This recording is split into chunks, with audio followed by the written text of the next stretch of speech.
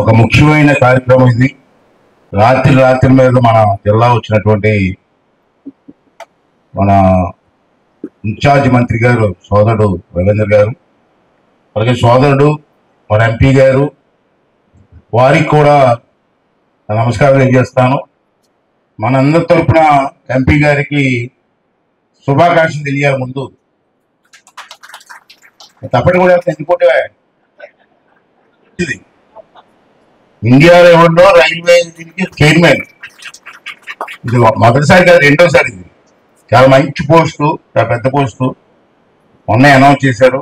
అంచేత మన నర్సీపట్నం తరఫున మన అందరి తరఫున వాళ్ళ శుభాకాంక్షలు తెలియజేస్తూ ఇంకా మంచి కార్యక్రమాలు చేసి ఈ ప్రాంతాన్ని అభివృద్ధి చేయాలని చెప్పి, అది భగవంతుడి శక్తికి ఇవ్వాలని చెప్పి కోరుకున్నాను. గురించాలని చెప్పి ఇవాళ ఈ కార్యక్రమం ఆటో డ్రైవర్ల సేవ. మీ అందరికీ తెలుసు, చంద్రబాబు నాయుడు గారు ముఖ్యమంత్రి అయిన తర్వాత పవన్ కళ్యాణ్ గారు ఇద్దరు కూర్చొని కొన్ని నిర్ణయాలు తీసుకున్నారు.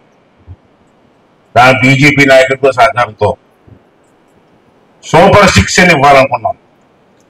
అయితే ఆ రోజైతే నేను అనుకున్నాను,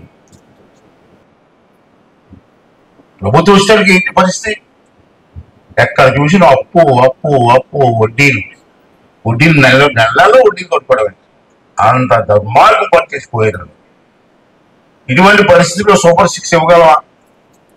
ఎలా ఉంటుంది పరిస్థితి?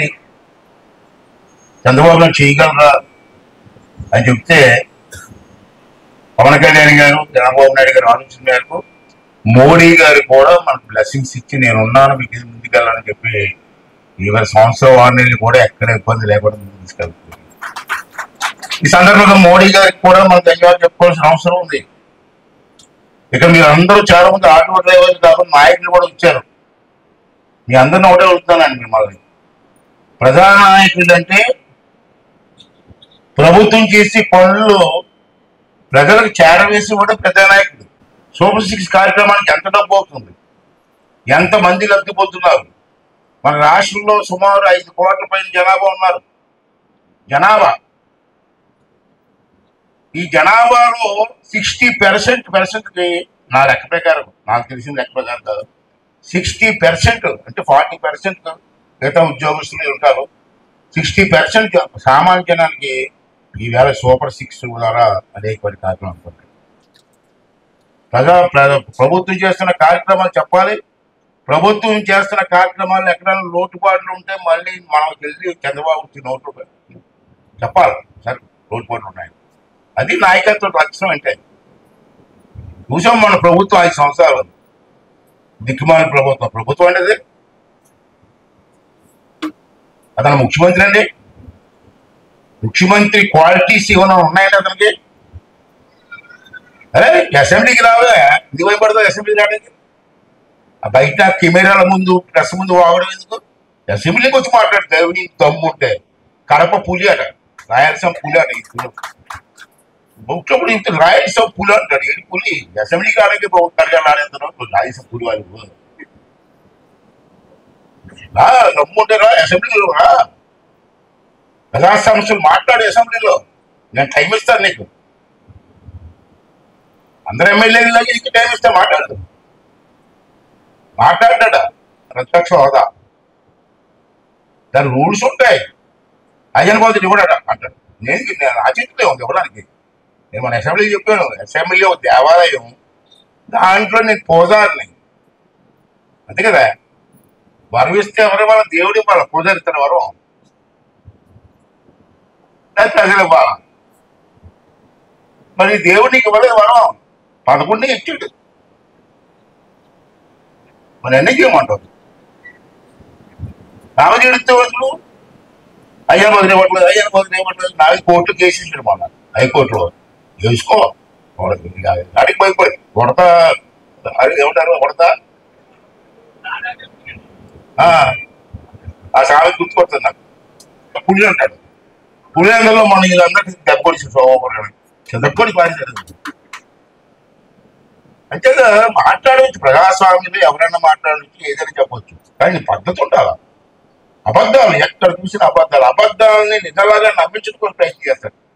చెప్తే 2 విషయాలు ఇలా చూసారు. ఆటో డ్రైవర్లు ఎంతమంది అని ఇందాక చెప్పారు ఆఫీసర్ గారు, నిజం, అది వాస్తవం. మన ఇబ్బందులు ఉన్న ఆటో డ్రైవర్లు, ఆటోలు నడవబోతే ఇల్లు నడవదు, అది వాళ్ళ పరిస్థితి. అటువంటి వాళ్ళకి ఏదో ఇవాళ చెయ్యాలని చంద్రబాబు ఆలోచన చేసి ఇవాళ ఈ కార్యక్రమం పెట్టారు. ఈ కార్యక్రమం ద్వారా రాష్ట్ర వ్యాప్తంగా 2,90,000 మందికి ఒక్కొక్కరికి 2,90,000 మందికి ఒక్కొక్కరికి 15,000 రూపాయలు ఈవేళ ఇవ్వదు. 2,90,000 సుమారు 3 లక్షలు, 3 లక్షల కుటుంబాలు ఇవాళ ఇవ్వడం జరుగుతుంది. దీనికి కాదు ఇంత మన మంత్రి గారు చెప్పినప్పుడు 436 కోట్లు అవుతుంది ఈవేళ ఒక రోజు. 436 కోట్లు. ఎంతలో వచ్చైనా ఎన్ని ఇబ్బందులు ఉన్నా ఏదో చెయ్యాలి తపన. మహిళా బస్సు ఇచ్చారు, 753 మందికి ఇస్తున్నాం ఒక అనకాపల్లి జిల్లాలో. అలాగే నర్సీపట్నం నియోజకవర్గం ఉంటాం ఈవేళ గొలుగొండ మండలానికి 301 మందికి ఈవేళ పడుతుంది. అలాగే నాగవరం మండలానికి 377 మందికి ఈవేళ పడుతుంది.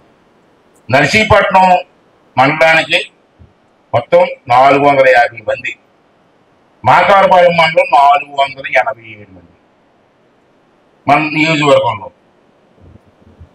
నర్సీపట్నం నియోజకవర్గం మొత్తం కలిపితే 1,615 మందికి 1,615 మందికి ఇవాళ 15,000 రూపాయలు. ఇది నర్సీపట్నం నియోజకవర్గం చెప్తాను నేను. రాష్ట్రంలో 175 నియోజకవర్గం. ఇటువంటి కార్యక్రమం చేస్తున్నటువంటి ముఖ్యమంత్రి గారికి, దానికి సంపూర్ణ సహకారం ఇస్తున్నటువంటి పవన్ కళ్యాణ్ గారికి, పూర్తి సహకారం అందిస్తున్న బీజేపీ ప్రభుత్వం నరేంద్ర మోడీ గారికి మనం ధన్యవాదాలు చెప్పాల్సిన అవసరం ఉంది. ఇవాళ చూశారు, ఇందా ఎంపీ గారు చెప్పారు, పెన్షన్ భారతదేశంలో ఏ రాష్ట్రంలో కూడా ఇంత పెన్షన్ అవ్వలేదు. మీ నాయకులు కూడా తిరిగి కొంతమంది నాకు తెలిసి మొన్న పొద్దుగా అడిగితే తిరిగిసారంట. మనకు తెలుసుకోగలగండి. ఇవాళ పెన్షన్ ఇస్తే ఎంత ఇస్తాం మనం? 4,000 రూపాయలు ఇస్తున్నాం నెలకి ఒక్కొక్కరికి. ఇన్ని కష్టాలున్నా 4,000 రూపాయలు ఇచ్చిన మాట కోసం నిలబెట్టేటువంటి ఆ నాయకులు కూటమి ప్రభుత్వ నాయకులు కాదండి. మరి మనం అందరం కూడా అండదండలు ఉండవలసిన అవసరం లేదండి, ఉండాలి కదా. నేను ఒకటే అంటాను, పార్టీలు గెలుస్తూ ఉంటాం, ఓడిపోతూ ఉంటాం. మన అసెంబ్లీలు కూడా చెప్పాను నేను, మీరు వినా చూసుకుంటారు. మహానాయకుడు ఎన్టీ రామారావు గారిని ఓడించారు ఈ జనం, దేవుళ్ళని మనిషి, అటువంటి మనిషిని ఓడించారే జనం. ఇందిరాగాంధీ పవర్ఫుల్ లీడర్ ఆ రోజుల్లో, అటువంటి ఇందిరాగాంధీని ఓడించారు ఈ జనం. అంటే రాజకీయాల్లో ఓటమి గెలుపు కాదు ముఖ్యం మనకి. కొన్ని విషయాలు చెప్పాలా. మొన్నే డిఎస్సి చేశారు చంద్రబాబు నాయుడు గారు, లోకేష్ గారు కలిపి. ఈ మధ్యకాలంలో జగన్మోహన్ రెడ్డి ఎప్పుడన్నా ఇచ్చిన డిఎస్సి 94 నుంచి 94 అప్పటి నుంచి ముఖ్యమంత్రి చంద్రబాబు నుంచి కూడా డిఎస్సి ఇచ్చింది చంద్రబాబు నాయుడే. ఏ ముఖ్యమంత్రికి చెప్పాలి? అది లిస్ట్ ఉంది. 94 నుంచి 2019 వరకు అతను ఇచ్చిన ఉద్యోగాలు ఎంత తెలుసా? చంద్రబాబు నాయుడు గారు 1,96,619 ఉద్యోగాలు డిఎస్సి ద్వారా ఇచ్చారు.